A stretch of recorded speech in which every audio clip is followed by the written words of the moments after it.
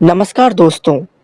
अगर मैं आपसे ये कहूँ कि आप ट्रिग्नोमेट्रिक वैल्यूज़ को बिना रटे बड़ी ही आसानी से सिर्फ अपनी उंगलियों को देखकर याद कर सकते हैं, तो क्या आपको इस बात पर यकीन होगा? शायद नहीं। लेकिन आज के इस वीडियो में मैं आपको ऐसी ही एक ट्रिक के बारे में बताने वाला हूँ। सबसे पहला काम जो आपको करना है वो ये कि आपको अपने लेफ्ट हैंड को लेना है और उसमें एंगल्स को कुछ इस तरीके से लिखना है। 0 डिग्री, 30 डिग्री, 45 डिग्री, 60 डिग्री और 90 डिग्री। अगर आपको साइन के कोई एंगल के लिए वैल्यू निकालनी है तो आप ये फॉर्मूला यूज करेंगे। Sine theta is equal to under root of fingers below upon 2। चलिए इस चीज को मैं आपको एक एग्जांपल से समझाता हूँ। मान लीजिए हमें साइन 0 डिग्री की वैल्यू निकालनी है, तो इसके लिए सबसे पहले हमें ये देखना है कि 0 डिग्री के नीचे हमें कितनी उंगलियां नजर आ रही हैं।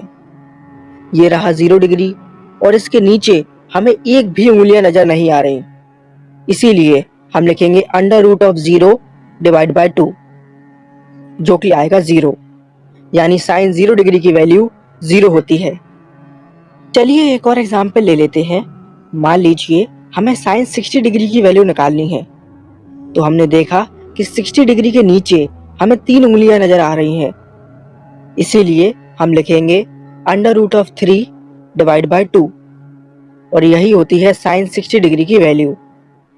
तो आपने देखा कि कितनी आसानी से सिर्फ अपनी उंगलियों को देखकर हम साइन थीटा की वैल्यू निकाल सकते हैं। अब बात करते हैं कॉस थीटा की। कॉस थीटा की वैल्यू निकालने का फॉर्मूला है under root of fingers above divide by 2। यानी साफ है, कॉस थीटा की वैल्यू निकालते समय हमें ये देखना है कि हमारे एंगल के ऊपर कितनी उंगलियां हैं।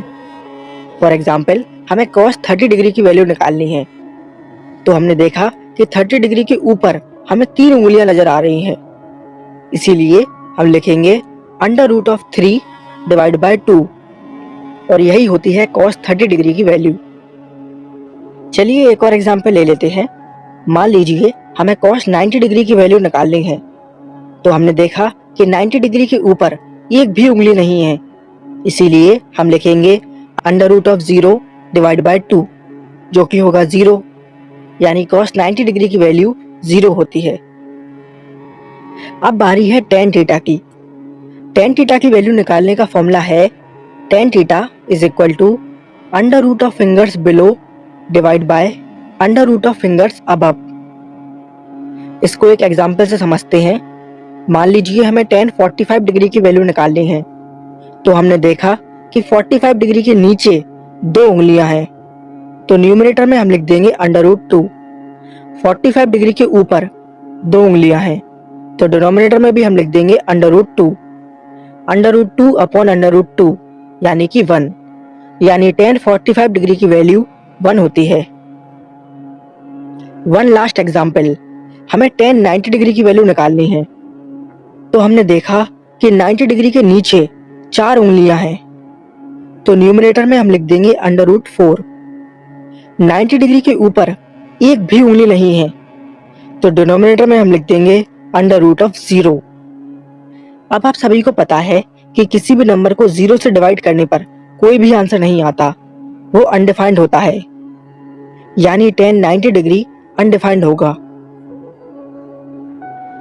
तो आपने देखा कि कितनी आसानी से हमने सिर्फ अपनी उंगलियों को देखकर साइन, कॉस और टेन की वैल्यू निकाल ली।